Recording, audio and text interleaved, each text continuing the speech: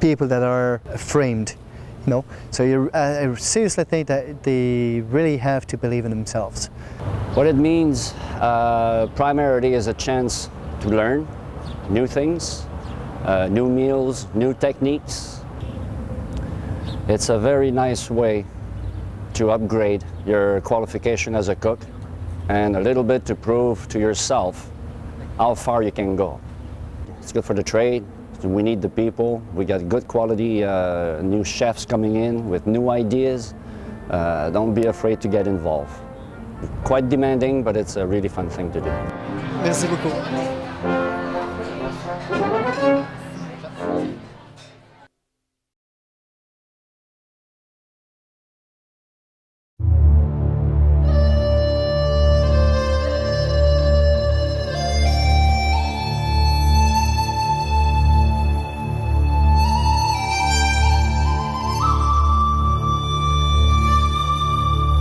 First dish I'm going to make is the wonton soup. Wonton soup is actually quite easy to make, as all Chinese food is quite easy to make. The only thing that is time consuming is actually preparation. Once the preparation is done, cooking time will take a matter of minutes, 15 minutes or most. For wonton soup, I got some filling right here. The filling consists of just ground pork, a little bit of egg and seasoning. I got about 1 pound of ground pork here. We need some eggs, roughly 1 egg. For seasoning, it's quite simple, just a little salt,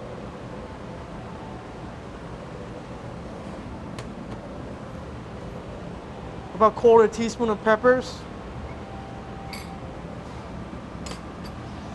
a bit of sesame oil, roughly about 1 tablespoon of sesame oil.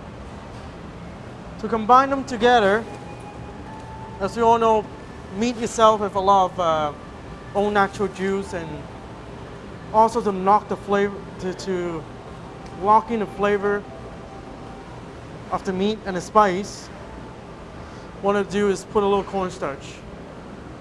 A little at a time, you don't want to put too much, that'll be too packy and sticky. Just enough to incorporate everything together, just to hold the seasoning together. That's what you need for cornstarch. Once they're all combined, there's one little trick that you can do. Most people don't really know about it.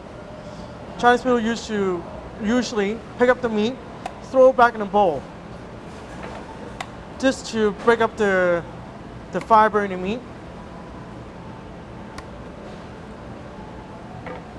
To combine them a little better also. Do about 4 or 5 times to make sure they are nice and combined and tender. Then the filling is done already. Then what we need is some wonton wrap. Usually wonton wrap come in a package by itself, like this one. It's more rectangular or square. Usually it's 2 different sizes we had. This is 2 sizes. To make the wonton itself, hold the wonton wrap in your hand, put about 1 teaspoon of filling into almost to the corner of your wraps. Fold the corner up, give a little roll, and twist the other end and tuck it in the filling. Gently give it a little squeeze, then there's a simple wonton wrap. If you want to make a mass quantity ahead of time, you could just make it ahead of time, boil them, and then put in water, cold water, and keep it in the fridge. It'll last about a week. Once you make the amount you need it, you're going to use it right away. Put your wonton in hot water. Once they're hot, if you don't have any oil in your water, just make sure you give it a gentle little toss so your wrapping won't stick to the bottom. As soon as your wonton is ready, they will float to the top. Once they make, they're quite white and the noodle is more like noodle texture. So make sure they're on cold water. If not, they will all stick together and go all gluey. For soup wise, I have some Chinese vegetable stock right here. To do this, just make sure the broth is hot before you start. If the broth is not hot enough, your noodles turn soggy too. Once your vegetable is hot, start to bubble, start pulling your vegetable in. Each cook or chef has their own way on a vegetable with the stock. Myself like stuffed julienne or shredded. So some julienne carrot right here for vegetable. I let it cook for a couple minutes because carrots take a little longer to cook than an average vegetable. They're quite hard. Cook for it for about a minute. Once they're partial cooked, you can put your celery, your shredded cabbage or bok choy. And for garnish, we have some green onions right here. Once they're partially cooked, as I said, you put your julienne celery. Then you put your cabbage in, or bok choy in. Let your vegetable cook for about a minute or two. Then you can strain off the water from your wonton and put your wonton right into the broth. Once your wonton is in the soup, turn down your flame. You don't want to boil too much. The noodle will break. Simmer it for about 2-3 minutes so your wonton is hot again in the temperature.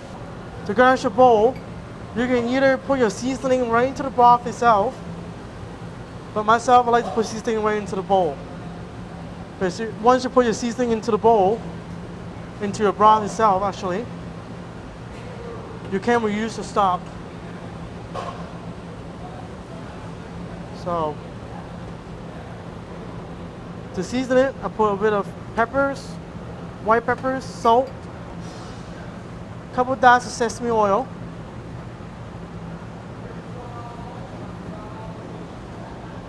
and a bit of soy sauce. Once your wonton is hot and your vegetable is cooked to the way you like, you start plating your bowl. Usually about 4 wonton to serving. Then even your vegetable to each bowl. Just before you put the broth in, sprinkle some green onions on top. Then pour your broth right on top of the green onion and your vegetable and your wonton. And there's the soup right here.